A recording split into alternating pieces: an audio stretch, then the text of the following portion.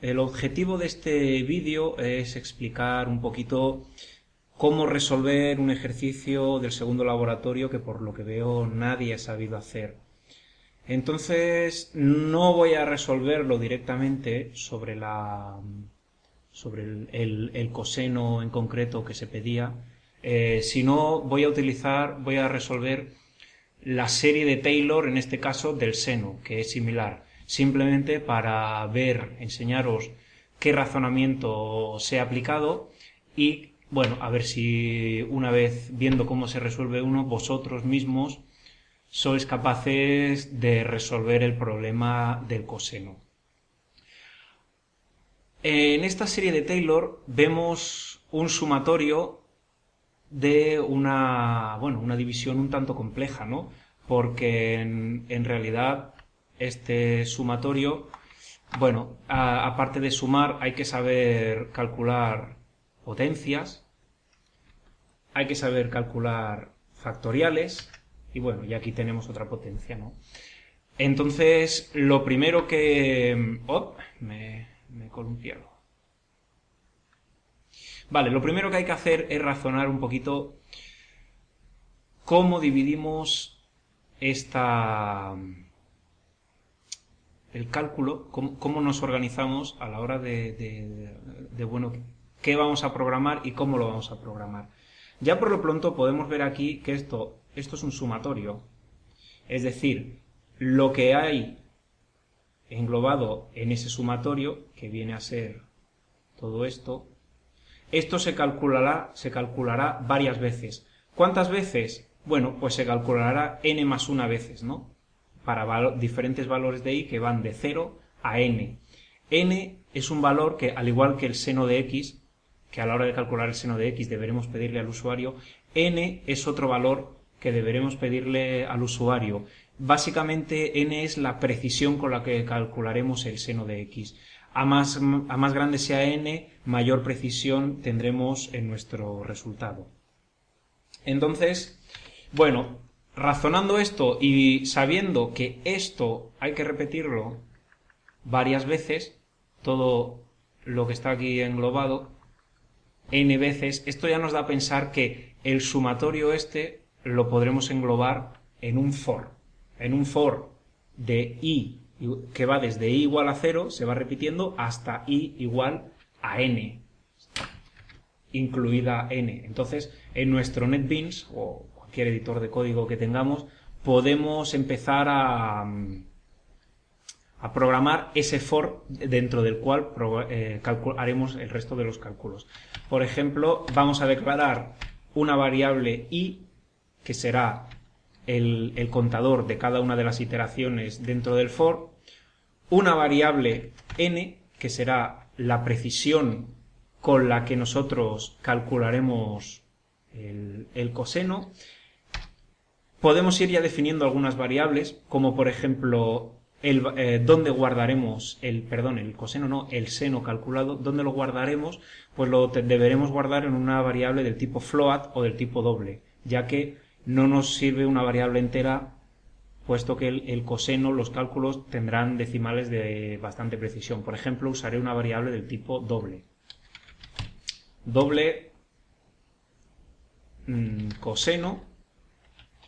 El valor de x también lo deberemos guardar en una variable del tipo x. Entonces, vamos a empezar programando el for que hay aquí. Es tan simple como for i repite lo que haya dentro de este for desde valores de i igual a 0 hasta valores de n, incluido n. Acordaros que en el sumatorio matemático se incluye. Entonces, todo lo que introduzcamos aquí dentro del for será el cálculo de todo esto. Pero claro, el cálculo de todo esto es un poquito complicado. No sería inteligente ni razonable empezar a programar, empezar a soltar ifs, fors, según a nosotros nos pareciera.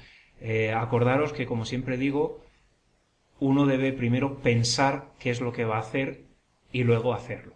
Entonces, por ejemplo, podríamos dividir lo que hay dentro del sumatorio en tres partes distintas, ¿no? Esto sería el dividendo. Perdonad mi mala letra sobre el ordenador. Esto es el dividendo, esto sería el divisor y esto sería el signo. Esto simplemente dice si lo que se está calculando en cada iteración es positivo o es negativo. ¿Qué iba a decir yo ahora? Sí, bueno, vale, podemos empezar calculando el dividendo.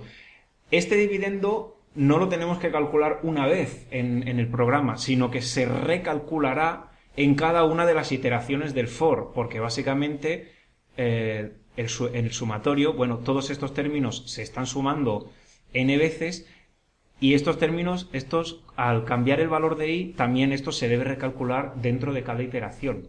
Entonces, ¿cómo podemos calcular la potencia de un número de x? Pues básicamente lo que tendremos que hacer es multiplicar aquí, en este caso x, lo tendremos que multiplicar por sí misma 2i más 1 veces. Bueno, pues vamos a hacerlo. ¿Cómo podemos multiplicar un número sobre sí mismo? Pues definimos una variable y todas estas veces la multiplicamos. ¿Cómo podemos hacer que se repita todas estas veces? Pues con otro for. Es decir, dentro de este for tendremos que aplicar otro for diferente para calcular el dividendo. Entonces aquí haremos un for desde i igual a 0 hasta i menor que 2i más 1, pero entonces fijaros, en realidad este for está mal. ¿Por qué? Porque i es un contador que estamos usando aquí. Si aquí volvemos a usar i y modificamos dentro de este for el valor de i, en realidad nos estamos cargando este for, se saldrá del for y no se repetirá ni una vez más. Entonces hemos de definir otra variable que nos sirva de contador. En el for de más afuera usaremos i y en el de más adentro, por ejemplo, podemos usar j. ¡Ojo! Aquí no cambiamos la i. Esta i sigue siendo la i de cada iteración del sumatorio. Podemos definir una nueva variable si queremos, por ejemplo, la variable dividendo, donde nosotros iremos multiplicando x. Es decir, dividendo es igual a dividendo por x. En este caso, en el dividendo se le irá añadiendo, bueno, se le irá multiplicando x. Esto se repetirá 2 por i más una vez y x y al final del dividendo tendremos el valor de x elevado a todo eso, pero en cada iteración también hemos de inicializar dividendo a 1, de tal manera que dividendo empieza siendo 1, la primera vez que se le multiplique x, dividendo pasará a valer x, la segunda vez, en la segunda iteración de este for, dividendo pasará a valer x al cuadrado, en la tercera iteración x al cubo, etcétera, etcétera, etcétera, hasta que esto se ha multiplicado 2 por i más 1 veces, y en x, y al salir de este for, en dividendo, tendremos esto de aquí. El mismo razonamiento hay que aplicar al divisor. Bueno, en esta línea he machacado un poquito el paréntesis, pero esto es el factorial de 2 por i más 1. Bueno, vamos a calcular el factorial. El factorial es similar. Deberemos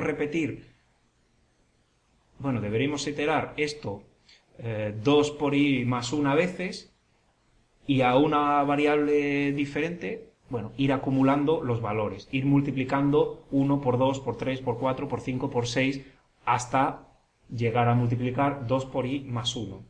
Bueno, pues tendremos que definir otra variable donde nosotros guardaremos el divisor. también la tendremos que inicializar a 1, puesto que el factorial de 0 es 1, y a partir de ahí todo lo que le vayamos multiplicando será el divisor. Aquí sí que podemos utilizar la variable j y no crear una tercera variable. ¿Por qué? Porque ya al salir de este for ya no necesitamos j. Nosotros aquí en este for utilizaremos j y al acabarlo ya podemos utilizar esa j en el otro for. Ese razonamiento no aplica aquí porque realmente este for lo estaremos utilizando durante todo el ciclo del cálculo del coseno. Aquí utilizaremos esto y luego calcularemos esto. En ningún momento se calcula en paralelo. Entonces, esto, ¿cuántas veces lo repetimos? Pues de 1 hasta 2 por i más 1. Es un valor, bueno, es similar al for anterior, pero si hacemos esto, en realidad no estaremos calculando bien el factorial, porque aquí esto lo repetimos 2 por i más 1 veces, pero aquí lo que queremos además es que el 2 por i más 1 se llegue a multiplicar, sea el último término de la multiplicación. Entonces hacemos que mientras j sea menor o igual que 2 por i más 1, vayamos repitiendo el for. Vale. Entonces, el razonamiento otra vez es al divisor, que inicialmente es 1, multiplicarle el valor de j. Entonces, en ese caso, bueno, primero se multiplicará 1 por 1, por 2, por 3, por 4, por 5, por 6, hasta que al salir del for, en el divisor tendremos el factorial. Vamos ahora a la tercera parte que nos queda, que es el signo. El signo se podría aplicar, bueno, la misma fórmula que hemos usado con el x elevado a 2 por i más 1. Pero en realidad, si os fijáis en el signo, a lo mejor tampoco es necesario iterar tanto. El signo lo que nos viene a decir es que si i es par, es un número par o 0, multiplicamos todo esto por menos 1. Ahí al revés, por 1. Y si es un número impar, lo multiplicamos por menos 1. Entonces podríamos hacer un if, no hace falta que hagamos un for. If i módulo 2 es igual a 0, es decir, si el número es par, creamos una nueva variable a la cual llamamos signo. Si el número es par, pues el signo es 1. Y si no, el signo es menos 1. Ya lo tenemos. Ya hemos calculado cada uno de estos tres términos por sí solos. ¿Qué es lo que tenemos que hacer ahora? Bueno, pues relacionar esos términos, es decir, dividir el dividendo por el divisor, multiplicarlo por el signo y el resultado añadirlo al seno, al resultado calculado, al seno calculado en ese momento. Entonces todo esto se irá añadiendo al seno y al acabar las n iteraciones, el valor del seno contendrá, bueno, el valor de la variable seno, válgame la redundancia, contendrá el seno, calculado según la serie de Taylor. Entonces, no es coseno sino seno. ¿Qué hacemos? Seno es igual a dividendo por divisor, entre divisor, perdón, por signo. Y esto además, el seno que inicialmente valdrá 0, al principio de las iteraciones, inicialmente valdrá 0, pues hemos de ir sumándole todo esto al valor que vamos almacenando temporalmente en el seno.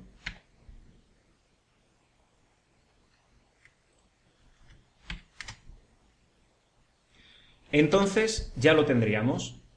Hemos calculado el seno de x para n repeticiones, con una precisión de n según las series de Taylor. Al acabar este for, ya podemos decir que el seno tiene el valor que le hemos bueno, el valor que hemos calculado, el que le corresponde según la serie de Taylor.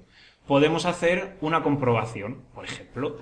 Vamos a hacer para n igual a 10, que nos da una precisión razonable, queremos calcular el seno de x. El seno de x puede ser, pues no sé, 3.1416, por hacer una aproximación de pi un poco, bueno, cutre.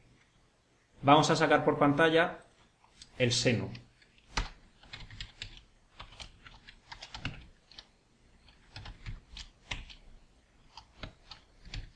Sacamos un mensaje al estilo el seno de un long float, o sea, un doble. Acordaros que en el printf, cuando queremos sacar un doble, lo sacamos con este formato. Bueno, entonces aquí ponemos x y vemos el seno calculado.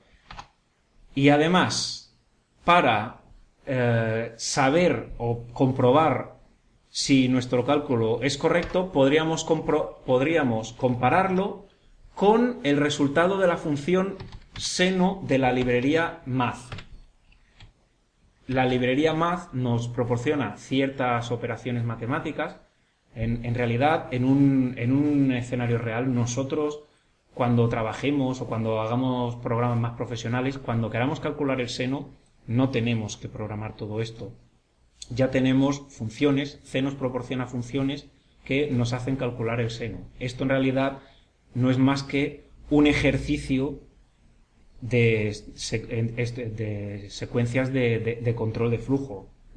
Un ejercicio en el que nosotros hemos de demostrar que entendemos cómo van estas secuencias y que sabemos aplicarlas en problemas matemáticos. Pero bueno, podemos utilizar en este ejercicio la función seno y comparar lo que nos da la función seno con el seno que nosotros hemos calculado. Entonces, en el NetBeans compilamos, nos ha compilado correctamente y vamos a ejecutar el proyecto a ver qué es lo que saca. Bueno, pues si os fijáis, si os fijáis, lo que ha salido en pantalla, ambos son el mismo valor calculado. Podemos, si queréis, cambiar el valor de x para ver, bueno, con otro valor arbitrario, a ver si saldría lo mismo o ha sido de chiripa. Vamos a volver a ejecutar el proyecto cambiando el valor de x y vemos que siguen coincidiendo. Con solo 10 iteraciones, una precisión bastante simple, bueno, la aproximación es muy buena. En realidad, el resultado de la función seno de la librería math y la función seno que nosotros nos acabamos de implementar según la serie de Taylor son exactamente iguales. Bueno, una vez hemos visto cómo se hace para el seno, es vuestro momento de aplicarlo al coseno, al ejercicio del laboratorio. Es muy similar en realidad, si lo veis. Entonces, que os quede claro cómo lo he hecho yo en este vídeo, intentad vosotros ahora repetirlo para el coseno y calculad el coseno, que su cálculo es ligeramente más sencillo que el del seno, aunque el razonamiento a aplicar es completamente análogo.